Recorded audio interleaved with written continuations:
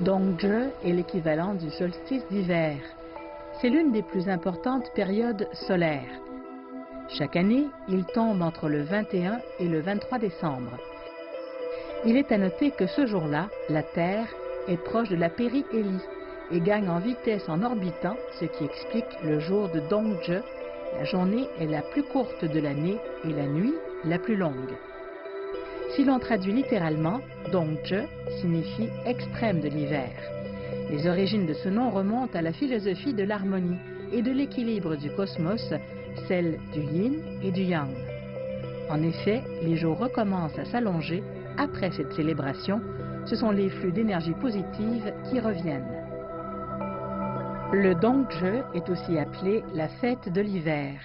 Il y a un dicton qui dit « Dongzhi aussi important que le Nouvel An ». C'est une fête traditionnelle de la nation chinoise et une occasion pour la famille de se réunir. Lors de la fête, les gens qui travaillent loin de chez eux rentrent dans leur pays natal rejoindre leur famille. Chez les lettrés, il existe une tradition élégante appelée le dessin 9 x 9 qui dissipe le froid. Selon les calculs de période solaire, c'est 81 jours après le Dongzhi qu'arrive le printemps.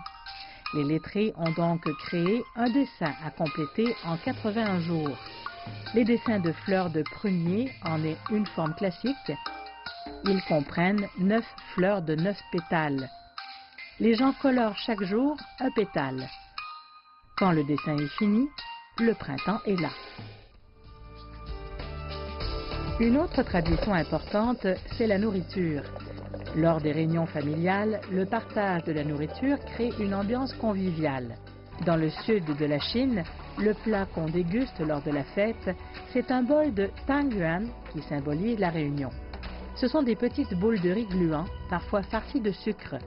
Elles sont cuites dans une soupe sucrée ou un bouillon, puis le tout est servi dans un bol. En période de froid, le tangyuan réchauffe l'estomac et le cœur, et le goût sucré apporte un sentiment de bonheur. C'est surtout l'occasion pour les membres de famille de se réunir autour d'une table ronde pour les partager, et c'est là que réside le vrai bonheur. Dans le nord de la Chine, les gens mangent plutôt des jiaozi, autrement dit les raviolis en Occident. On dit que cette tradition a été initiée par le médecin Zhang Zhongjing de la dynastie Han. Un jour d'hiver, il vit les miséreux souffrir d'engelures aux oreilles à cause du froid. Compatissant, il ordonna à ses disciples de préparer des boulettes de pâte farcies avec de la viande d'agneau et de les distribuer aux pauvres pour les soigner. Les boulettes étaient en forme d'oreilles. Depuis, la tradition s'est ancrée et les Chinois mangent des jiaozi lors de la fête de Dongzhi pour empêcher l'apparition d'engelures aux oreilles. Cette différence entre le nord et le sud de la Chine existe toujours. Le débat fait toujours rage pour savoir si c'est le jiaozi ou le tangyuan qui symbolise Dongzhi. Et vous, lequel préférez-vous?